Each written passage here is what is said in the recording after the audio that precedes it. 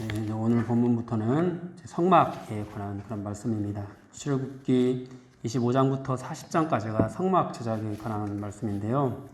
31장까지는 하나님께서 성막의 설계도를 주시면서 이렇게 만들어라 하는 그런 내용이고, 조금 건너뛰어서 35장부터 40장까지는 그렇게 말씀하신 대로 실제로 이제 이스라엘 백성들이 성막을 만들어가는 그런 내용입니다.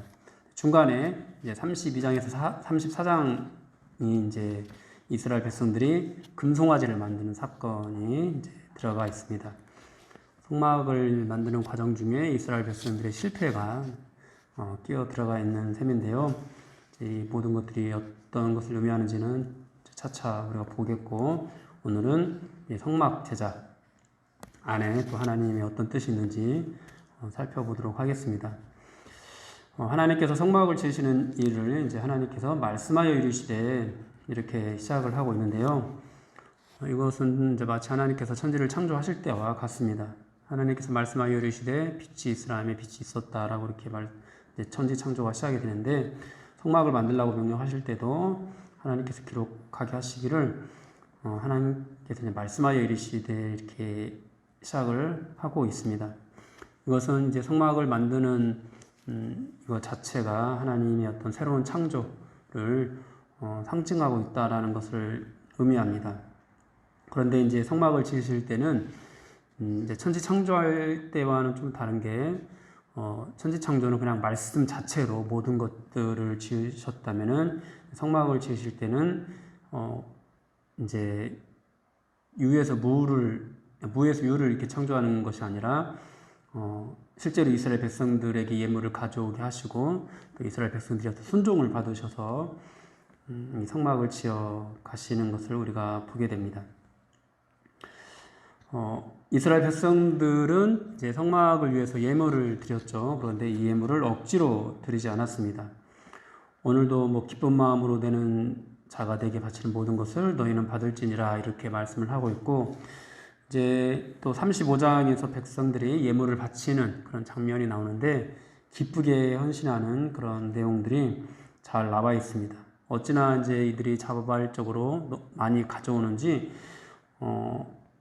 36장에서는 모세가 백성들에게 예물을 그만 가져와라 이렇게 말을 할 정도였습니다. 예물을 드려서 성막을 짓는 이 모든 과정들이 백성들의 기쁨의 헌신이었던 거죠. 그런데 성막이 궁극적으로 이제 예표하는 것은 예수 그리스도거든요. 그래서 이 백성들이 기쁜 마음으로 헌신하고 희생하는 이 모든 것들이 우리 주님께서 이제 이 당신의 몸 되신 성전을 이제 이 땅 가운데서 이루어 가시는 그런 모든 과정들이 예수님의 자발적인 어떤 희생과 헌신을 통해서 이루어진 것을 또 상징하기도 합니다. 이스라엘 백성들이 가져오는 예물은 이제 다양한 것이 있었습니다. 이 예물들은 이제 이스라엘 백성들이 애굽에서 나올 때 애굽 사람들로부터 받아서 가지고 온 그런 것들이었습니다. 하나님께서 은혜로 얻게 한 이것들을 다시 이제 하나님께 돌려주고 있는 셈이 되는데요. 이 예물이 이제 각각 의미하는 바를 한 주석에서 이렇게 정리가 되어 있습니다. 금은 그의 거룩한 영광이다. 은은 주님이 우리를 위하여 공들여서 가져오신 구속이다. 놋은 우리의 죄를 반대하는 하나님의 진노에 대해 감수하는 주님의 능력이다. 청색은 그의 천상적 기원이다. 자주색은 그의 왕적인 위엄이다. 진홍색은 주님이 오시는 날에 지상에서 받을 영광이다. 고운 세마포는 그의 의로운 행실과 방식으로 인하여 명백하게 나타난 주님의 거룩함이다. 염소털은 주님의 속죄를 말한다. 양의 가죽은 하나님에 대한 주님의 헌신이다. 해달의 가죽은 주의 백성을 보호하는 주님의 능력이다. 시띠나무, 조각목이죠. 시띠나무는 후패하지 않는 주님의 인격이다. 조명을 위한 등의 기름은 주님의 거룩한 지혜다. 향은 하나님에 대한 주님의 향취이다. 보석들은 주님의 제사직의 완성을 말한다. 다양하게 이렇게 그 의미들을 각각 부여해서 설명을 했는데, 이것을 상세하게 우리가 알지는 못하더라도 하나님께서 가져오라고 명령하신 예물들, 뭐 이것을 가져라, 이것을 가져라 직접 언급을 하시면서 말씀을 하셨는데 이것이 각각의 의미를 가지고 성막 제작에 사용되었다라는 것을 우리는 알 수가 있습니다. 하나님께서 이제 이 성막을 지으라고 명령하시면서 8절에서 내가 그들 중에 거할 성소를 나를 위하여 짓되 또 이렇게 말씀을 하고 있는데요. 여기서 거하다라는 뜻의 히브리어는 샤칸이라는 히브리어입니다.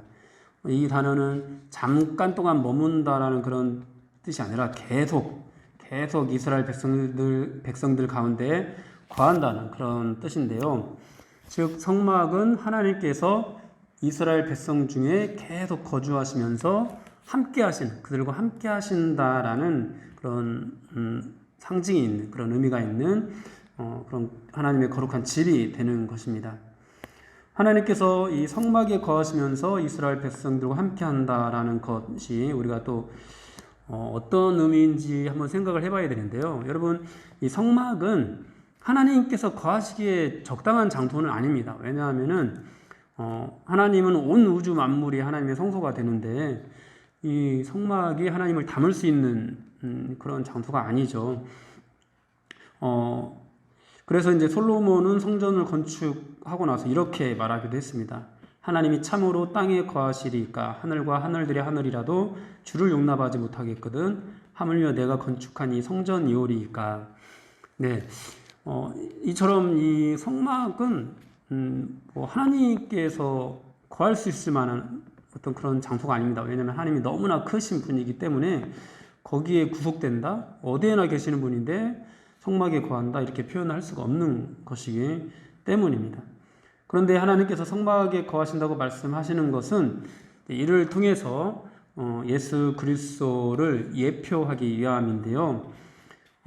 요한복음 1장 14절에서 예수님의 성육신에 대해서 이렇게 말씀을 합니다.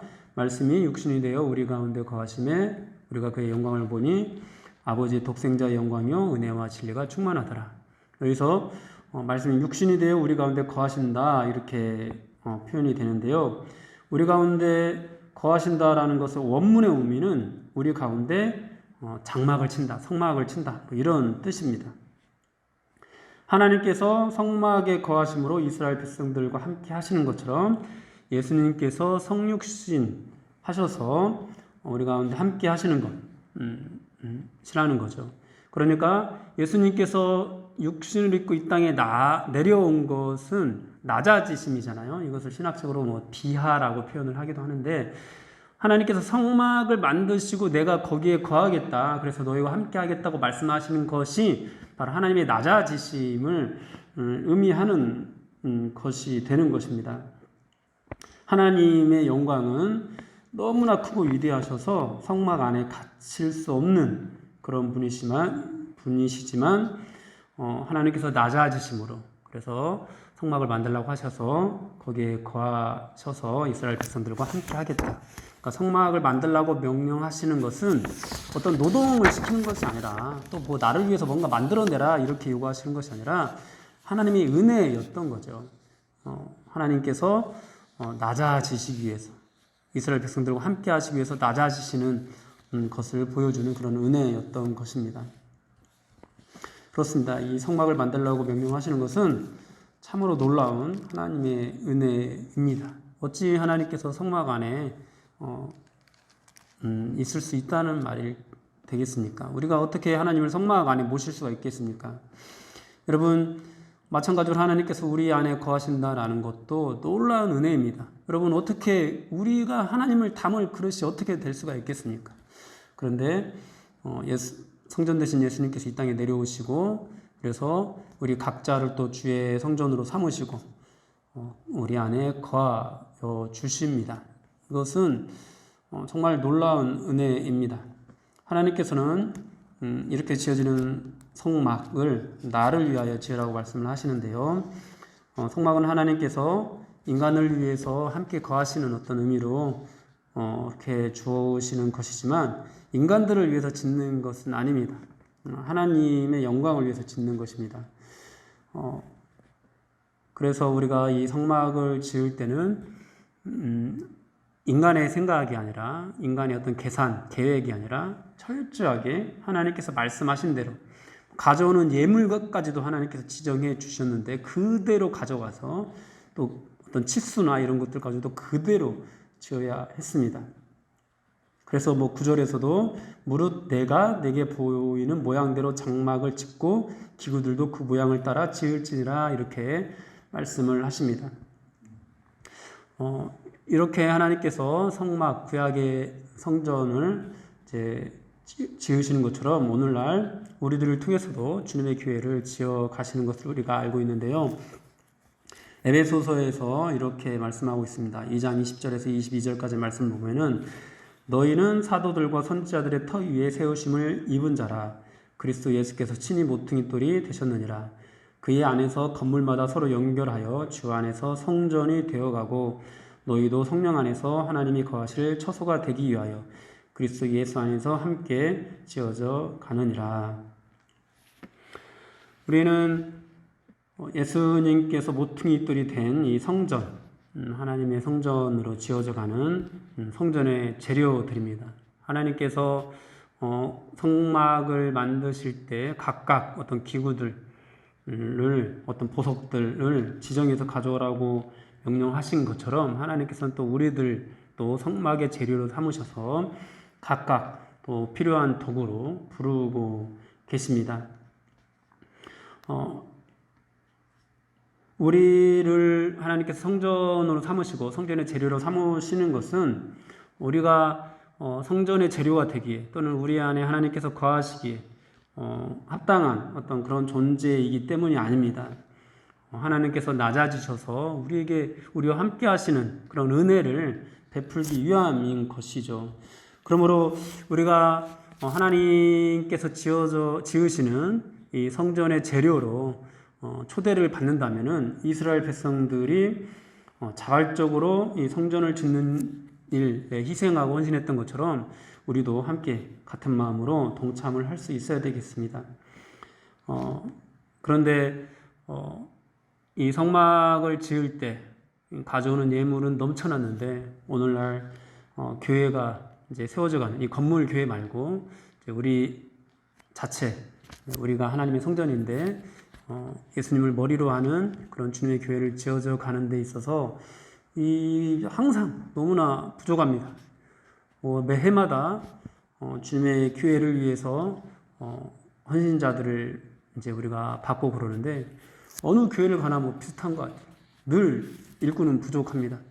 늘 안 하겠다고 하는 그런 사람들이 너무 많고, 그런데 여러분 정말 이것이 우리를 성전 삼으시겠다고 하는 것 자체가 얼마나 놀라운 은혜인지, 내가 정말 하나님을 닮을 수 없는 그런 존재인데 하나님이 내 안에 거하시겠다고 하는구나, 나와 함께 하시겠다고 하는구나, 이것을 우리가 바라볼 수 있다면은, 이것을 깨달았다면은 여러분 이 구약의 성막을 지을 때 이스라엘 백성들이 자발적으로 또 기쁜 마음으로 성막의 모든 재료들을 가져오고 넘치도록 가져왔던 것처럼 우리도 그처럼 정말 넘치는 그런 희생과 헌신으로 주님의 교회를 지을 수 있어야 되지 않을까요? 그렇게 우리가 자발적으로 하나님께 희생해서 하나님께서 지어져가는 그런 교회, 주님의 교회의 어떤 재료로 우리가 쓰임을 받을 때 더욱더 놀라운 하나님의 은혜를 우리가 경험할 수 있지 않을까요? 그러나 여러분, 하나님 앞에 감사하는 마음, 특히 우리를 주님의 성전으로 삼으신다라는 그 말씀 앞에서 우리가 정말 감사하는 마음, 이것이 우리에게 이 성막을 짓기 위해서 무엇을 가져와라 이렇게 말씀하시는 것이 뭔가 우리에게 부담을 지우는 것이 아니라 우리와 함께 하기 위해서, 그렇게 우리와 함께 하기 위해서 하나님의 낮아지십니다라는 사실을 우리가 깨닫고 기꺼이 하나님 앞에 헌신해서 주님의 교회를 지을 수 있어야 되겠습니다. 에베소서 이 자체의 말씀은 주님의 교회를 우리가 어떻게 지어갈 수 있는지, 우리가 어떻게 주님의 교회가 되어가는지 이것들을 잘 가르쳐주는 말씀인데요. 오늘은 이 에베소서의 한 대목, 한 말씀으로 오늘 말씀을 마무리하겠는데요. 에베소서 3장 14절에서 21절까지입니다. 성도들을 위해서 기도하는 내용입니다. 이러므로 내가 하늘과 땅에 있는 각 족속에게 이름을 주신 아버지 앞에 무릎을 꿇고 비노니 그의 영광의 풍성함을 따라 그의 성령으로 말미암아 너희 속사람을 능력으로 강건하게 하시오며 믿음으로 말미암아 그리스도께서 너희 마음에 계시게 하시옵고 너희가 사랑 가운데서 뿌리가 박히고 터가 굳어져서 능히 모든 성도와 함께 지식에 넘치는 그리스도의 사랑을 알고 그 너비와 길이와 높이와 깊이가 어떠함을 깨달아 하나님의 모든 충만하신 것으로 너희에게 충만하게 하시기를 구하노라. 우리 가운데서 역사하시는 능력대로 우리가 구하거나 생각하는 모든 것에 더 넘치도록 능히 하실 이에게 교회 안에서와 그리스도 예수 안에서 영광이 되도록 영원무궁하기를 원하노라. 아멘. 이 기도가 여러분들에게 응답되어서 주님의 교회를 넉넉하게 지어갈 수 있는 우리 드림교회 성도님들이 되시기를 주님의 이름으로 축원합니다.